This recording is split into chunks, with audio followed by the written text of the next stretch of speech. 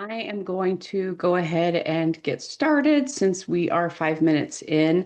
And again, this will be available for replay if you missed the live tonight. So, fret not if you didn't get a chance to meet it or make it, or if you are joining a little bit later. But welcome back. If this is your first time joining in, I'm happy that you're here or you're rewatching this particular class.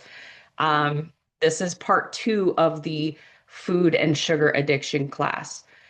Before we go deeper today, I just want to take a few minutes to recap what we went over on Tuesday in part one, because part two only makes sense if we have that foundation that was laid on Tuesday. So in part one, we talked about some really important truths that food and sugar addiction are real experiences for some people, not just a lack of willpower. That moderation works well for some, um, but it does repeatedly fail for others.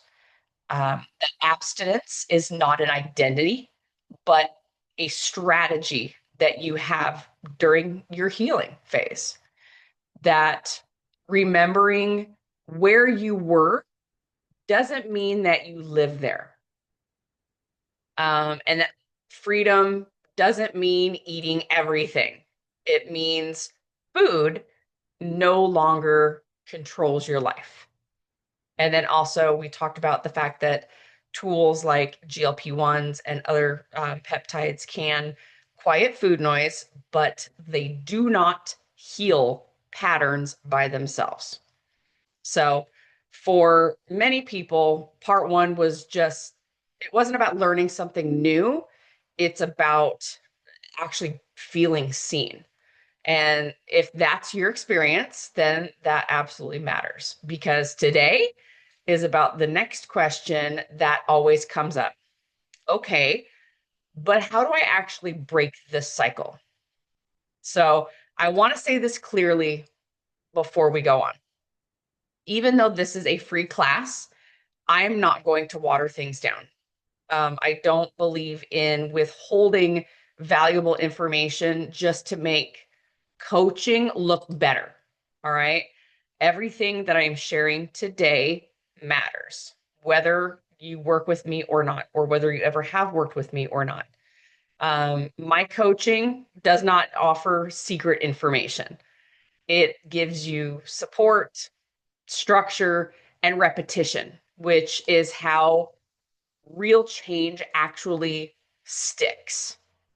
So today you are going to learn why addictive patterns repeat, what actually interrupts them, and the steps that I like to walk my clients through to create real lasting change. So, and if you hear the TV in the background, I'm so sorry. He's got it really loud. Um, One of the most harmful beliefs that people will carry with them is, if I understand this, then I should be able to stop it. But understanding something alone doesn't rewire your patterns. Sorry, guys, my neck and my head.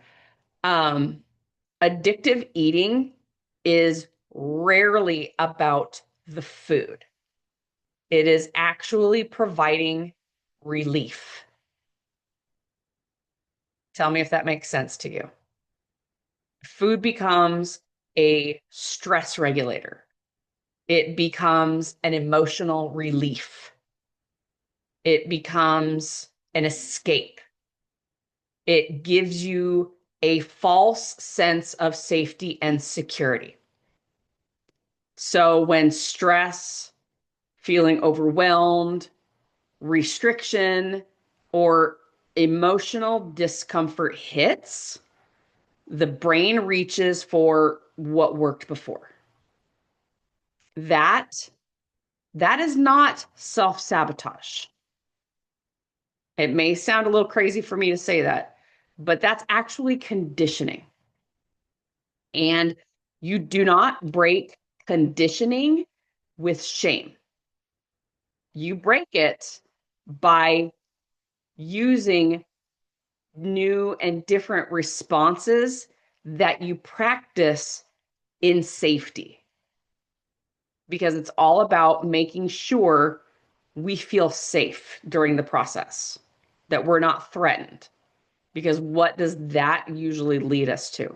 What path does that lead us down? This is often the first shift that a lot of my clients experience, is realizing the cycle isn't a character flaw. It is a learned response from whatever it is that impacted you when you were younger. And I'm not saying when you were a little kid, it could have been something even in your teens. So, the first thing I help clients do is not to stop the behavior. We try and slow it down. We look at when urges show up. That is the first question I will ask my clients when they tell me about a mistake. Excuse me, a mistake they made, or a binge they had, or just a really bad weekend or week. Okay, what urges showed up? What emotions come first? What does your body feel like before this craving hits? Not while it's happening, before. And what story is your brain telling you? Most people only notice the urge when they're already spiraling into it. At that point, the nervous system is driving the bus. So when you learn to spot the pattern earlier, the intensity of the craving, we'll say, drops. Like taking the wind out of its sails, right? And when intensity drops, choice actually becomes possible. And that's why people will say that they don't feel like they're hijacked by their emotions or they're hijacked by their brain. Awareness is not a passive thing, it is actually a skill. And it's something that we practice repeatedly in coaching, to the point people might actually get sick of it.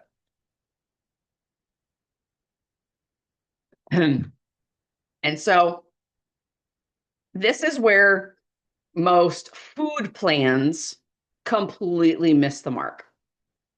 Addictive eating is often a nervous system regulation issue. I've been doing a lot of reels about this week. If your body lives in fight or flight, food almost becomes your medicine. So before we start talking about food rules, we take a look at underfueling and restriction. What kind of blood sugar swings you may be happening or may be having. Any sleep disruptions that you may have. If you are carrying a chronic stress load and a lack of safety in your body. Because when the nervous system settles down, cravings lose their urgency. Nothing magical happened.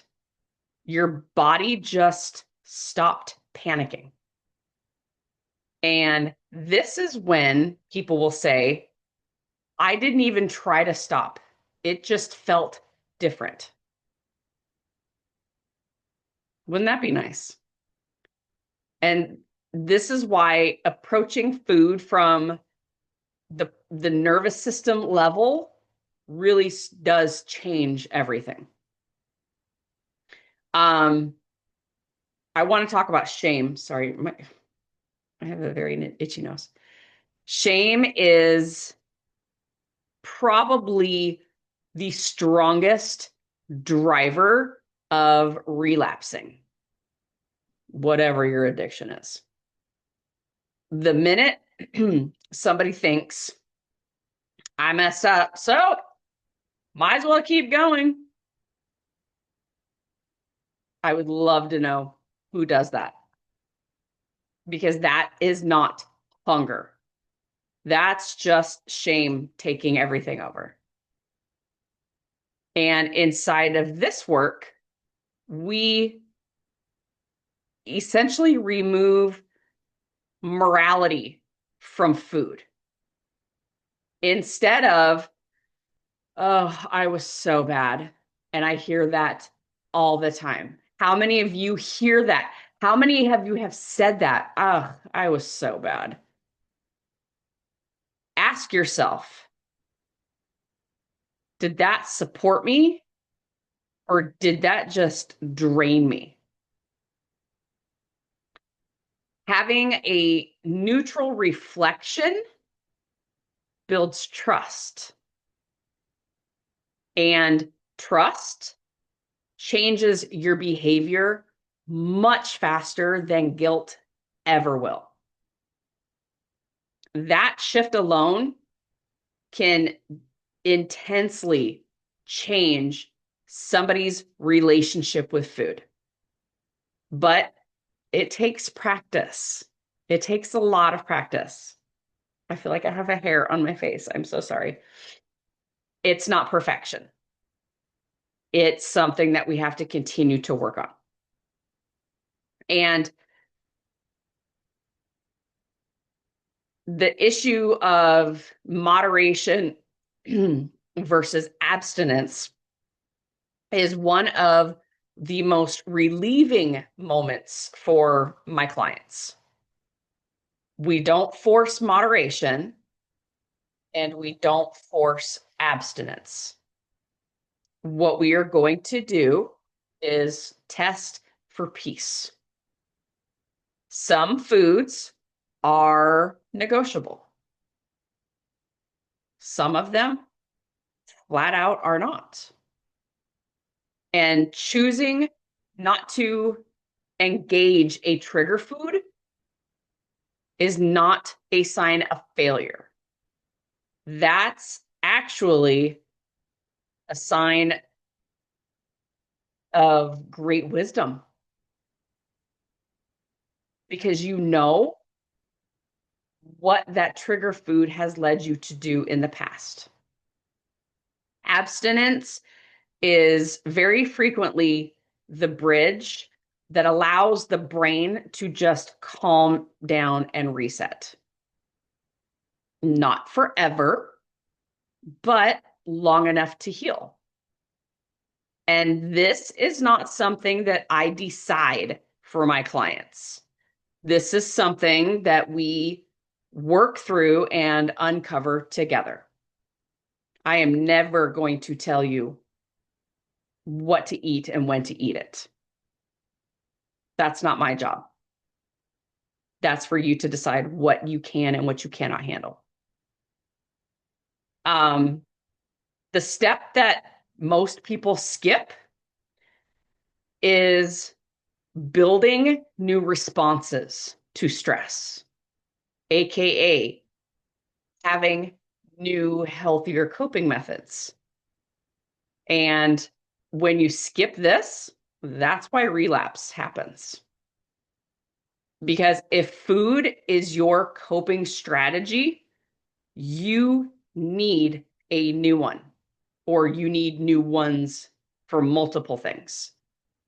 Otherwise, your brain will always reach for what worked before. My clients will learn how to pause. That is a big thing with us, is we learn to pause without panicking.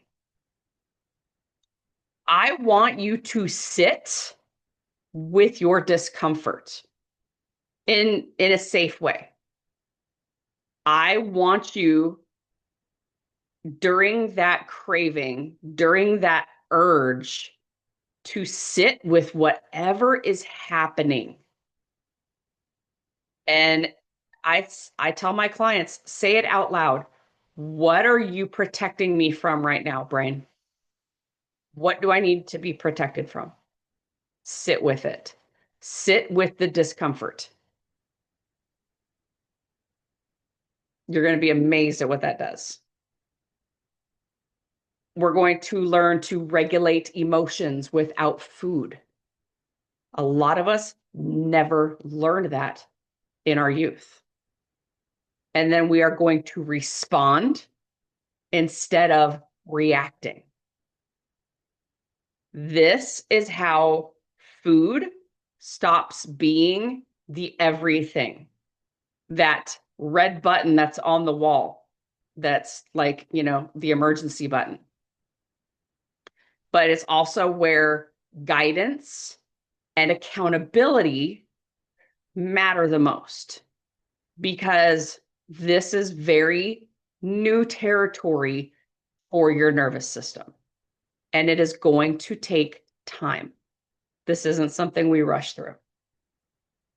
Now, for some people, GLP-1s can fit into this process. For everybody, no. But for some people, it can help because they can create a very powerful window of opportunity.